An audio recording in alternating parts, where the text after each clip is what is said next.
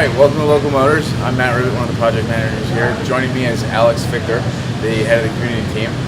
Recently we had our product development meeting, and a couple things came out of that. So a couple of the items are some improvements for the racer. So Alex, I don't know if you want to discuss those a little bit. Yeah, no, pretty much. And these are products that the racer uses a Harley-Davidson powertrain on it, and we're really just talking about a lot of the accessories that go onto it. So not only will they translate into parts that'll go up on the racer too, but we'll also be able to sell them separately if they work out for other Harley applications. So to start with, most of the accessories down here, when we first did the racer, we actually didn't have any kind of rear sets or anything on the controls. And one of the things that we kind of felt from riding around and some of the feedback we got was that when you're in the riding stance of the racer with the clip-ons and all that kind of stuff, which is kind of aggressive, having your feet that far forward just wasn't comfortable for long rides. So we looked for a rear set solution, and we went with this particular kit originally just because it existed. But in usage of it, it makes neutral really hard to find. There's kind of a lot of slop in it, and it is totally serviceable, but we're really looking to improve that now that we have all kinds of new in-house capability with our fancy Haas mills and lathe and such. So we're going to be breaking this down into components with the foot pegs and with this rear set and with the linkage involved with it, brake lever on the other side as well.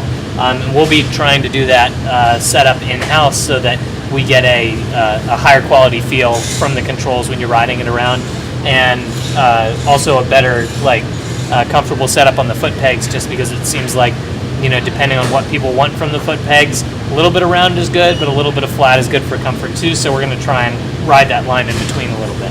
Up top, we're also going to be looking at one of the things that really defines the profile of the racer is the fact that it goes with clip-ons instead of any kind of bar setup. Even drag bars weren't low enough. The clip-ons really give it that low sloping profile. So we're going to be looking at doing our own clip-ons so that we have a little bit more control over bar pitch and angle and that type of thing, and we can make those in-house and also offer them as one of our options as well. But that's pretty much the little touches that we're looking at in that list of racer parts that are up on the roster right now. Very exciting for the racer. So one of the other products that we have coming through our pipeline right now is the Modular Motorcycle. So if Alex could explain a little bit just what the Modular Motorcycle is real quick, how that product might turn out in the future if it moves forward. Yeah, sure. So if you go on the website actually right now and go to the project section, you'll find the Modular Motorcycle. It's actually from the community. So there's a community member who's local here, who's also a Phoenix Labs member who's been coming in and working on it. So it's really his dev project, but the fundamental idea behind it is that not only as you're making your bike for the first time, but then also potentially as you evolve as a rider, you're really looking to move from one style to another, not to mention fashion will change. So, you might want to change up what you're actually riding any given year.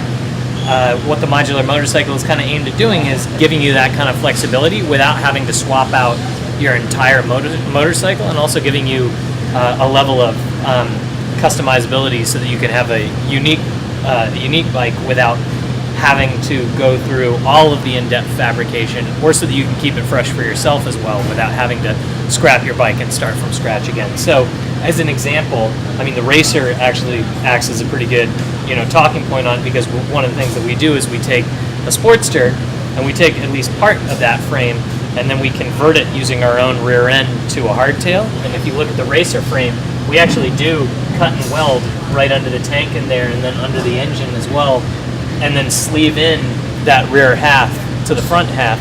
And once that's done, apart from sawing it apart again and putting a new installation on it, there's really no way to go back.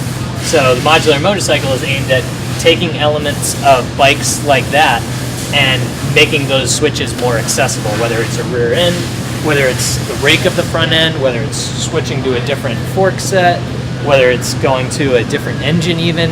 Really trying to look into digging down and allowing people more freedom and switching around the genres of their bike that they're kind of going with at the moment.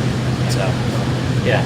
All right, well, the really cool thing I think about the Modular Motorcycle project is that it came from our community. So it was started on the community, and our team picked it up and is now pushing it with the community member. So your products can do the same thing. Right now, this product is in the feasibility stage, which is our second stage. Where the product started was in ideation on the website by going on, put an idea or a personal project up, and then it gets voted on by our panel and actually moves forward through the process from ideation through feasibility to prototyping and then finally to launch. If it gets through all those stages, you'll find your product on our shop.